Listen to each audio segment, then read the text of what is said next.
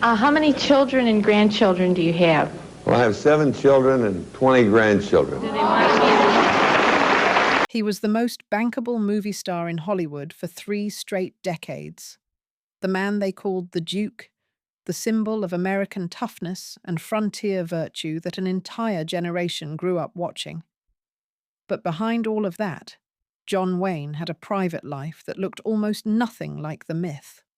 3 marriages, 7 children, a second wife who pointed a loaded gun at him, and a final chapter that ended the way the saddest stories always do, quietly and too soon. This is John Wayne, the tragic story of his 3 wives, the man behind the Duke. Before any of the marriages, before any of the mythology, there was just a kid from Iowa named Marian.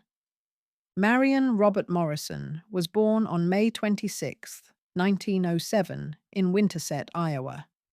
His family moved west when he was still very young, first to Palmdale, California, and eventually to Glendale, where his father Clyde settled into work as a pharmacist.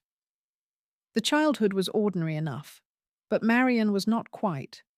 He was physically imposing from an early age, big, broad, and athletic, in a way that made people notice him. At Glendale High School, he played football on a championship team and was good enough at it to earn an athletic scholarship to the University of Southern California. But he was also class president, a member of the debating team, president of the Latin Society, and a contributor to the school newspaper. The image that would later be sold to the world, the taciturn cowboy, all instinct and no books, had almost nothing to do with who the young man actually was. He was bright, organized, and socially engaged in ways that his later screen persona deliberately concealed. He acquired the nickname Duke not from any act of bravado, but from a dog. He went everywhere with his enormous Airedale Terrier, also named Duke, and a firefighter at the station, on his route to school, started calling the boy Little Duke. He preferred it to Marian immediately and kept it for the rest of his life. The name suited something about him. It implied a largeness, a presence, a sense of ownership over whatever space he occupied. That quality was real, whatever you called it. At USC, he played football under legendary coach Howard Jones and fell in with a crowd that would shape everything that followed. Through a connection with silent film star Tom Mix, who had gotten him a summer job in the prop department of Fox Film Corporation in exchange for football tickets to USC games, the young Duke Morrison began spending time on movie sets.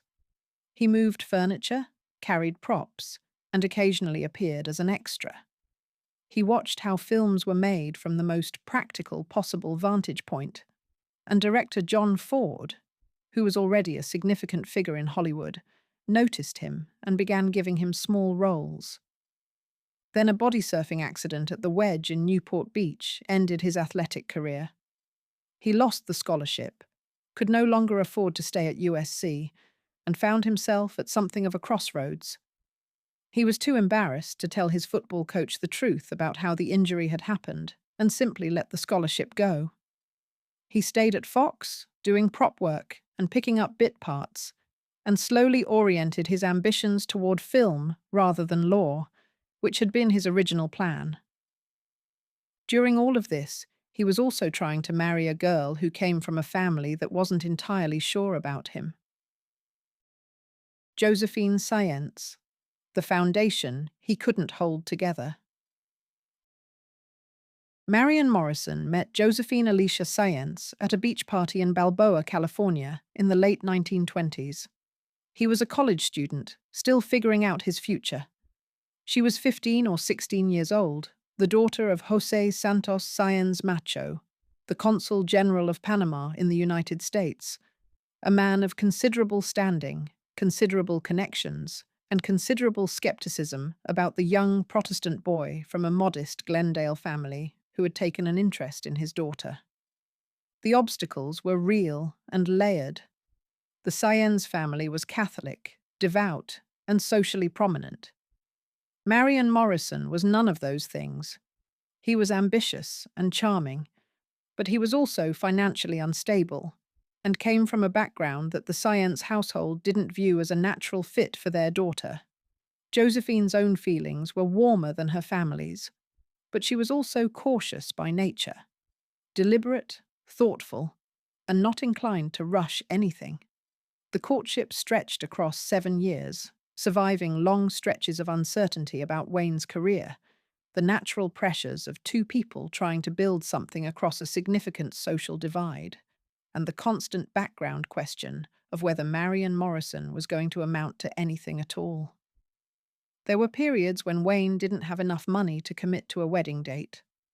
There were periods when his professional future looked genuinely uncertain. The fact that Josephine waited through all of it said something about her character, and perhaps about how much she believed in the man she was waiting for. During those 7 years, things were slowly moving.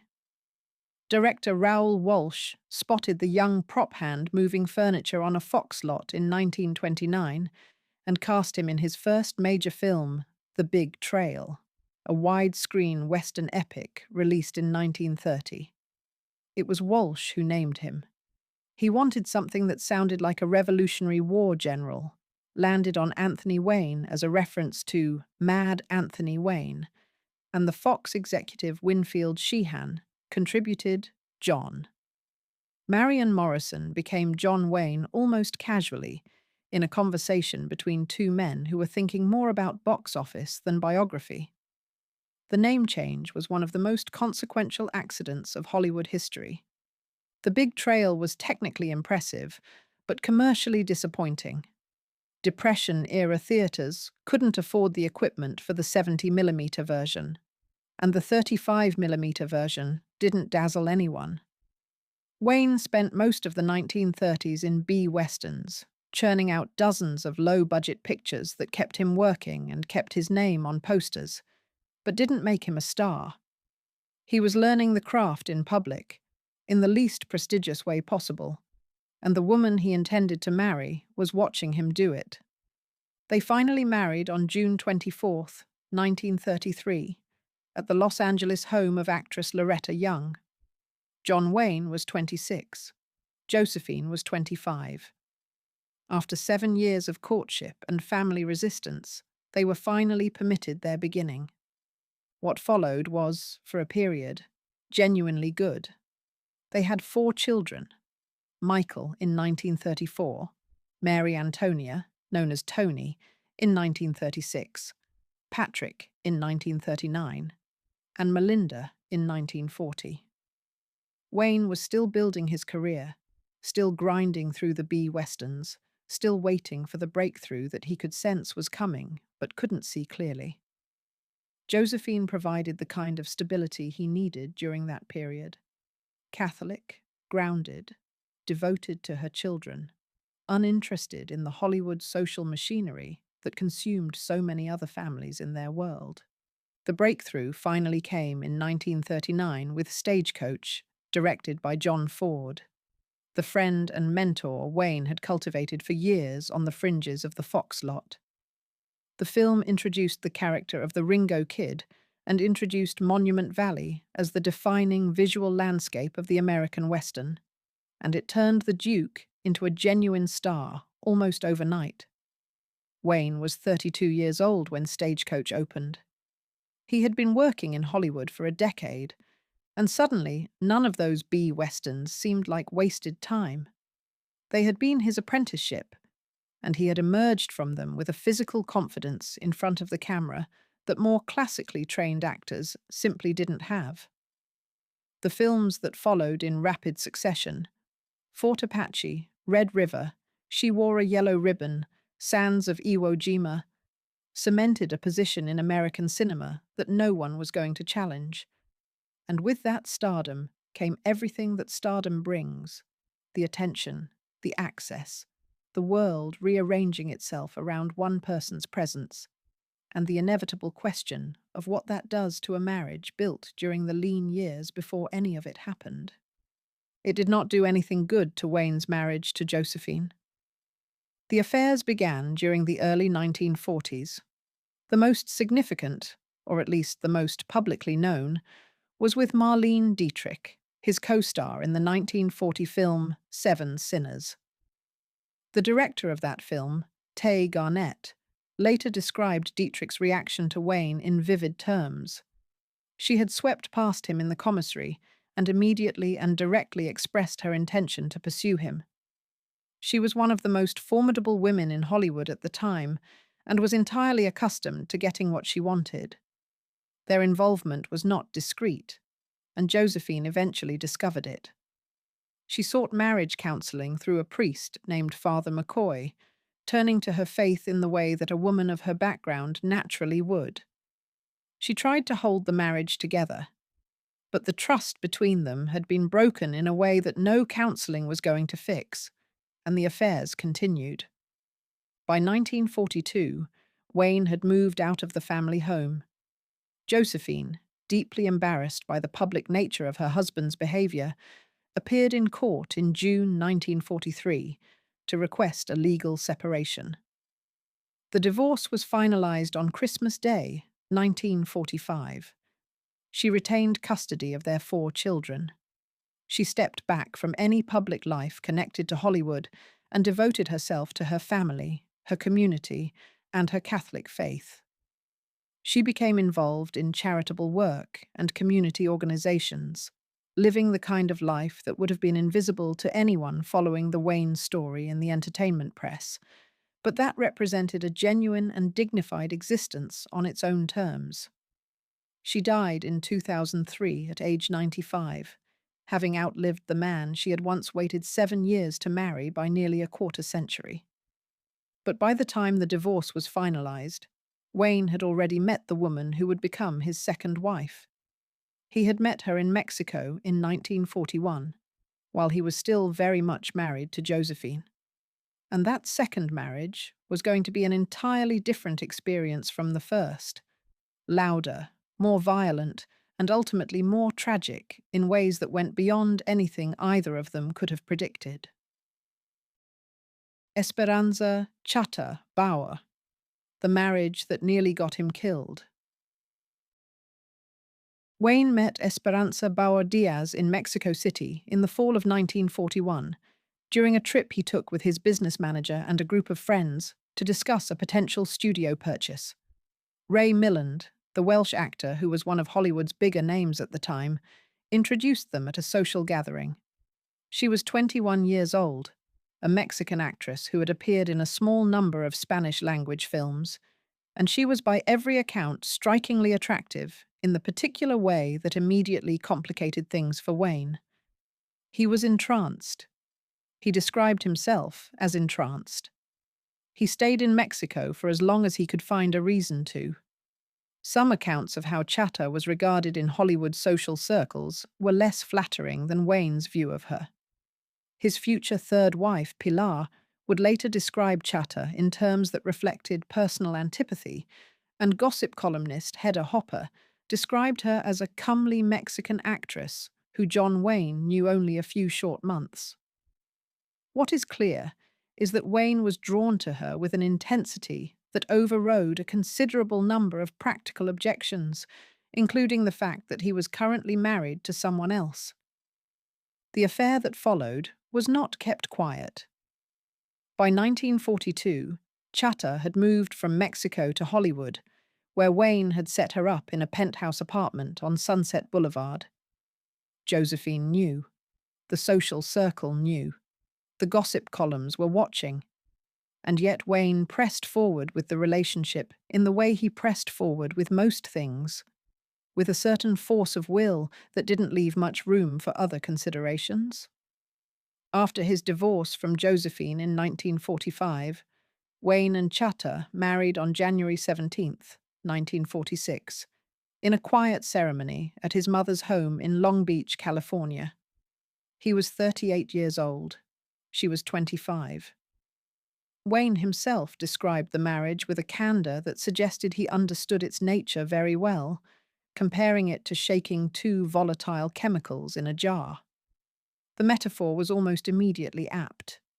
Chatter was jealous from nearly the beginning, jealous of Wayne's children from his first marriage, jealous of his work, jealous of the women he worked with, and jealous with the particular intensity of someone who had reason to suspect that her instincts about her husband might be accurate. The children were a constant source of tension. Chatter resented the time and emotional energy that Wayne devoted to Michael, Tony, Patrick, and Melinda, children who had been brought into the household and who represented, to her, everything she was competing against for her husband's attention. The couple had no children of their own, which likely deepened Chatter's sense of her position as somehow provisional, never quite the mother of the household, never quite the primary relationship in Wayne's life.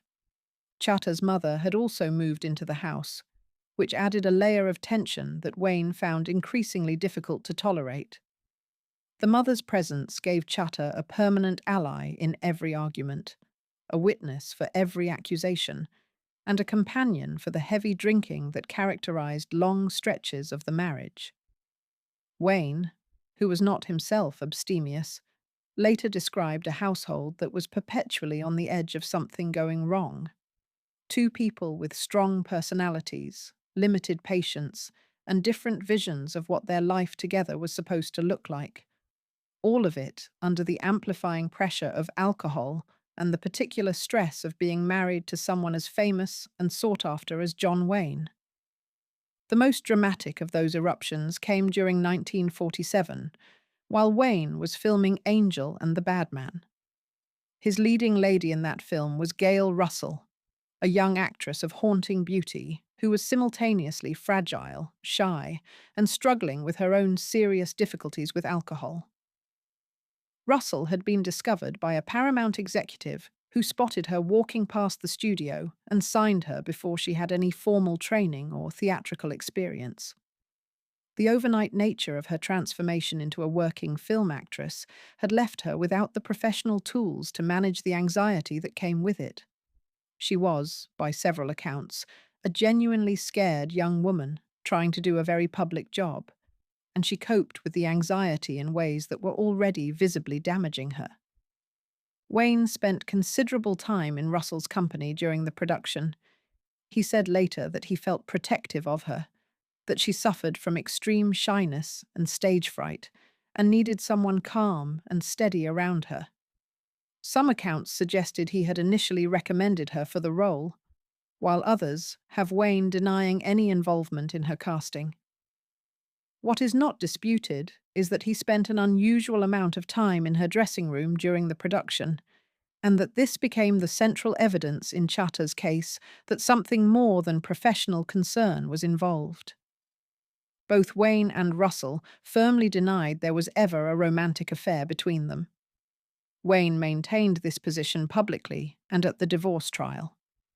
Russell confirmed it consistently throughout the rest of her life, though the strain of being dragged into the proceedings clearly cost her. Wayne was notably frank about acknowledging previous affairs in other contexts. He admitted to the Marlene Dietrich involvement, for instance, which makes his insistence on this particular denial worth considering.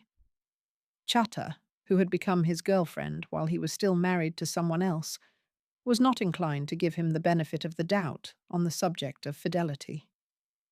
The night the film wrapped, Wayne attended the cast party at a restaurant in Hollywood and came home very late. Chatter and her mother were waiting. By one account, Wayne arrived to find himself locked out of his own home. He could hear voices inside. He broke a window, reached in, and let himself through the door. Chatter came rushing down the hallway in the dark with a .45 caliber handgun. In Wayne's version of events, told later at the divorce trial, both Chatter and her mother came charging out with the weapon, the two women fighting over it in a state of considerable agitation. Chatter's own account framed the incident as a case of mistaken identity.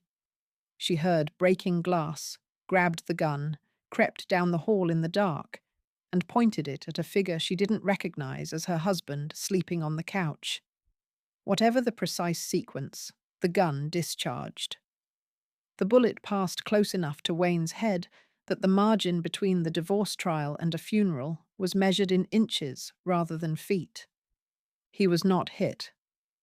Chatter begged forgiveness the next morning, swearing she would change, stop drinking, and commit herself to the marriage properly. Wayne agreed to stay. It was a decision he would revisit, regret, and eventually abandon, but not for a few more years. The couple went through something resembling a period of genuine effort in the months that followed. Chatter was sober. The household was quieter. Wayne threw himself into his work, as he always did when things at home required that he be somewhere else emotionally. He was making some of the best films of his career during this period. The Quiet Man in 1952, Hondo in 1953. And the professional momentum was a counterweight to everything that was falling apart in private. The cycle that followed, sobriety, then relapse, then fighting, then fragile reconciliation, repeated itself through the late 1940s and into the early 1950s. Wayne had Chatter's mother sent back to Mexico at some point, calculating that removing the companion in her drinking might help. It did, for a time. Then Chatter found her own way back to the habits that had become part of the household's baseline. They tried separations and reconciliations in patterns that both of them clearly found exhausting. There were counter-accusations of infidelity on both sides throughout the period, with Wayne eventually alleging in divorce proceedings that Chatter had been involved with hotel heir Nicky Hilton Jr., known as Nicky, the son of Conrad Hilton, while Hilton was staying as a guest at the Wayne residence in May 1952. That was the accusation that, combined with the accumulated weight of 7 years of everything else, finally closed the chapter. They separated in May 1952. The divorce trial, when it came, was 3 days of public spectacle that neither party had any reason to celebrate. Charges flew in both directions: unfaithfulness, emotional cruelty, drunken violence, what one court document summarized with the word clobbering. Gail Russell was subpoenaed to testify, which was deeply painful for her. She insisted throughout that the relationship with Wayne had been innocent, but the publicity of the trial accelerated the unraveling of her own marriage and career, both of which were already under strain. Russell's contract with Paramount was dropped within 2 years of the trial. She died in 1961 at the age of 36, her death attributed to the effects of long-term alcohol consumption. She had been found alone in her West Hollywood apartment. Wayne was ordered to pay Chatter $150,000 in a lump sum plus $50,000 a year for 6 years. He later spoke to gossip columnist Hedda Hopper about the marriage with a dark humor that suggested he could see the absurdity in retrospect, without quite being able to explain how it had all happened. He said they'd had a pretty good time together, when she wasn't trying to kill him. The divorce was finalized on November 1st, 1954. Chatter returned to Mexico.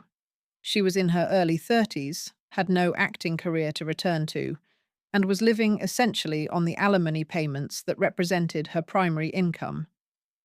She died on March 10th, 1961, in a hotel room in Mexico City. She was 40 years old. The cause was a heart attack. Empty alcohol bottles were found in the room. She had spent the years after the divorce largely in seclusion, living with relatives, and had been in declining health for some time. The alimony payments that were her financial lifeline had ended not long before she died. There was nothing triumphant about how the story of Chatter Bar ended. Wayne, when he spoke of her in the years that followed, used language that suggested he understood the tragedy of it. But while the divorce from Chatter was still working its way through the courts, he had already found someone new. He had met her in Peru. She was 21 years his junior, and on the very day the Chatter divorce was finalized, he married her. Pilar Pallete, The Love That Lasted and the Distance That Grew.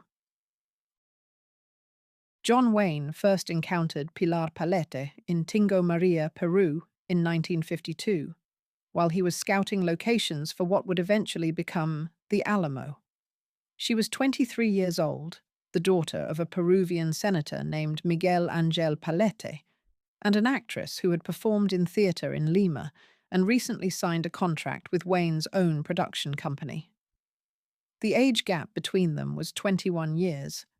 He was still technically married to Chata when they met, though the separation was already clearly coming. They crossed paths again in Los Angeles in 1953, after Pilar had moved there to pursue her career. The relationship that developed was different in character from anything Wayne had experienced before. Calmer, more mutual, less combustible. Pilar was educated, poised, and possessed of a seriousness about things that Wayne found settling in ways he hadn't known he needed. She did not have the jealous volatility that had defined the marriage to Chata, and she did not have the aristocratic reserve that had made Josephine feel increasingly distant during the 1940s. On November 1st, 1954, the very day that his divorce from Chata was declared final, Wayne married Pilar in a garden ceremony at the home of Senator William Henry Hill in Keauhou, Hawaii. It was a small, private gathering. Wayne had learned enough about the publicity machinery around his personal life to want to keep this particular occasion quiet. She took on 4 stepchildren immediately, which could have created the same tensions that had partly defined the marriage to Chata. It largely didn't. Pilar was a different kind of person, entering a different kind of situation. She gave up her own film career without being asked and without apparent bitterness, embracing instead the life of a working actor's wife with a genuine commitment that people around the couple noticed and admired. She traveled with him, lived near his filming locations, and maintained the household through the decades when Wayne's career was at its absolute peak. She bore him 3 more children: Asa in 1956, John Ethan in 1962, and Marissa in 1966, by which point Wayne was nearly 60 years old. He was the kind of father who never forgot a birthday, who selected gifts for his children with care, who could be found in the kitchen or the garden or playing games with his kids when he wasn't working. People who worked with him were consistently surprised by the contrast between his on-screen persona and the domestic man behind it. The 1950s and 1960s were remarkable years professionally. He was nominated for an Academy Award for Sands of Iwo Jima in 1949.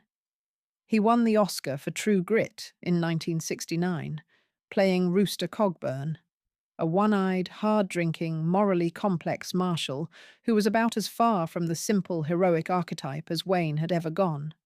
And the performance silenced those who had argued for decades that the Duke was more icon than actor.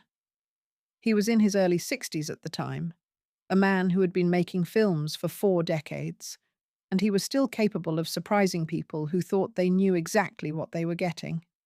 But the marriage, underneath the surface of all those years of apparent stability, had been quietly coming apart for longer than either of them publicly acknowledged. The travel that had bound them together in the early years became a source of separation as the decades passed. Wayne's absences grew longer, not just while filming, but between films, when he simply preferred to be elsewhere. He loved his boat, the Wild Goose, and spent long stretches on the water with friends, away from the domestic world, in ways that Pilar increasingly experienced not as the nature of her husband's work, but as a form of emotional withdrawal. She spoke in later interviews about absences that went beyond what his career required, about a man who was present in the house without being fully present in the marriage.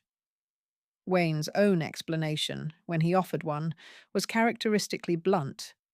He said they had lost interest in each other.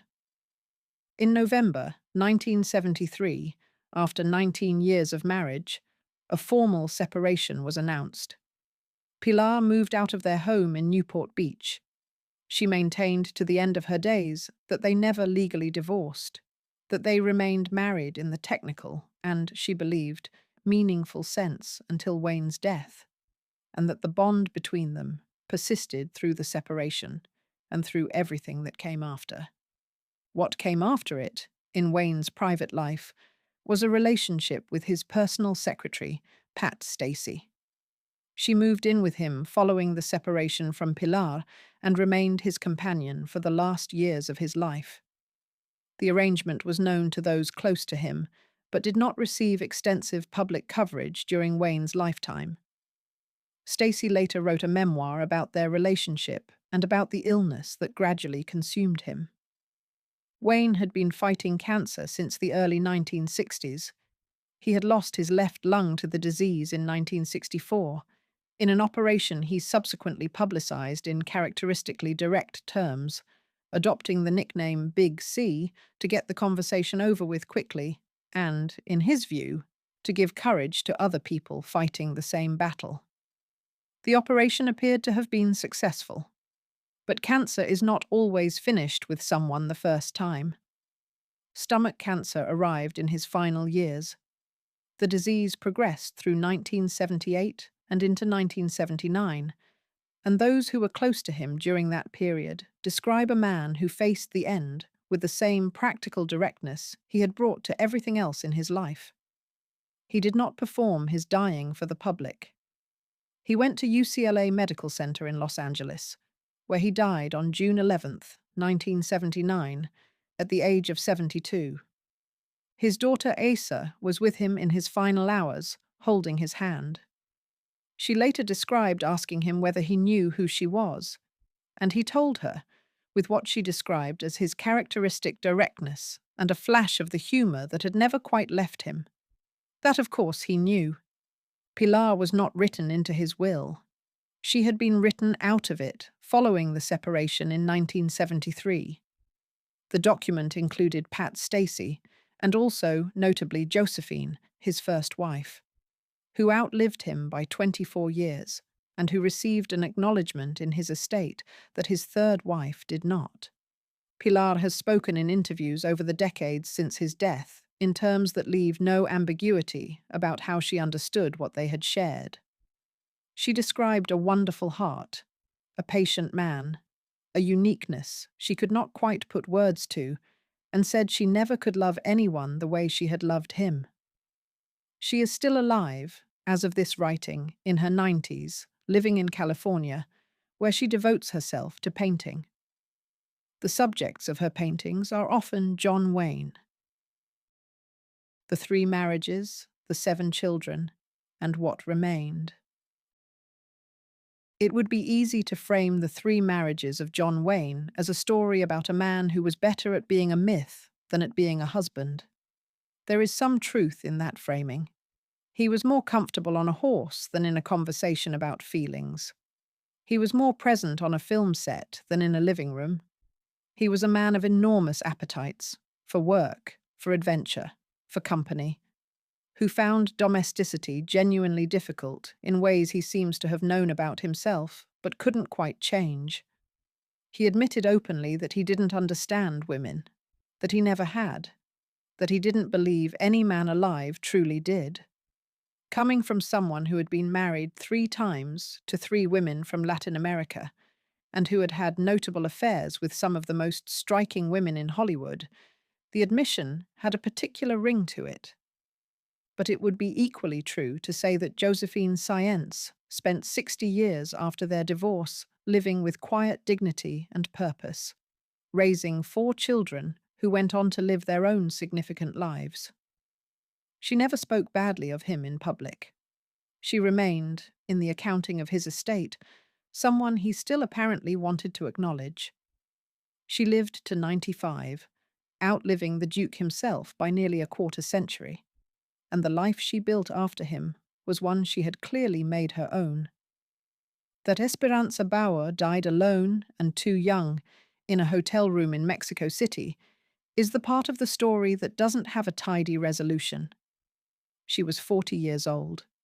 She had been a young, vibrant actress when she met Wayne, and the marriage consumed and ultimately ended her. The circumstances of her death, the empty alcohol bottles, the abrupt end of financial support, the isolation, add up to something genuinely sad, regardless of how one allocates blame for what went wrong between them. She had never been a villain in the conventional sense, even if the marriage had brought out the worst in both of them. That Pilar Pallete painted John Wayne's face in her 90s and told a reporter she had never been able to love anyone the way she loved him is the kind of statement that resists easy categorization. She lived separately from him for the last 6 years of his life. He wrote her out of his will. And yet the feeling she described was apparently real and apparently permanent. They remained married, in her understanding, until the day he died. 7 children, across 2 of the 3 marriages. Several of them went on to work in film and television. His son Michael became a film producer. His son Patrick became an actor. Aissa, his daughter with Pilar, wrote a book about her father. His granddaughter Jennifer Wayne, daughter of Aissa, is a member of the country music group Runaway June. The family Wayne built, across 3 marriages and decades of complicated private life, extended itself forward in ways he might not have fully anticipated. Wayne's legacy as a film performer is essentially uncontested. He appeared in 179 film and television productions across 5 decades. He was nominated for the Academy Award twice, for Sands of Iwo Jima in 1950 and won for True Grit in 1969. He won 4 Golden Globes. He was one of the top box office draws in Hollywood for 30 uninterrupted years, a record that has not been matched. He worked in silent films, and he worked in color epics, and he worked with John Ford and Howard Hawks and John Huston and Henry Hathaway and everything in between. He was among the top box office draws in Hollywood for 30 consecutive years. The American Film Institute ranked him among the greatest male stars of classic American cinema. He received the Presidential Medal of Freedom, presented posthumously. He received the Congressional Gold Medal. He is on monuments and in museum collections and on T-shirts in every state in the country. The man behind all of that was someone his wives would have recognized in ways that audiences wouldn't have expected. He selected dresses for his wives. He never forgot a family birthday. He played games with his children on the floor of the house. He was, by the accounting of everyone who saw him in those domestic moments, gentle, present, and genuinely interested in the people he loved. But he was also consistently unable to give his marriages what they needed to sustain themselves over time. He gave his work everything he had, and what was left over, which was still a great deal by any ordinary standard, was what his wives and children had to make do with. He once described his approach to his life in terms that were blunter than most public figures of his era would have allowed. He drank as much as he ever did, he ate more than he should have, and he refused to discuss his private life further. He was not interested in performing remorse for public consumption. He had lived his life, made his choices, and stood by them in the complicated way that people stand by things they know were imperfect, not defending every decision, but not apologizing for them either. The Duke was honest about himself, in his way, which is something. What the 3 women he married, a diplomat's daughter from Los Angeles, a Mexican actress who arrived in Hollywood with a volatile heart and a mother in the spare room, and a Peruvian senator's daughter who still paints his face in her 90s, shared was the experience of loving a man who was more fully himself when a camera was pointed at him than when it wasn't. That is a particular kind of loneliness that none of his westerns ever quite found a way to show. If you enjoyed this video, please like and subscribe to our channel so you never miss out on more fascinating stories.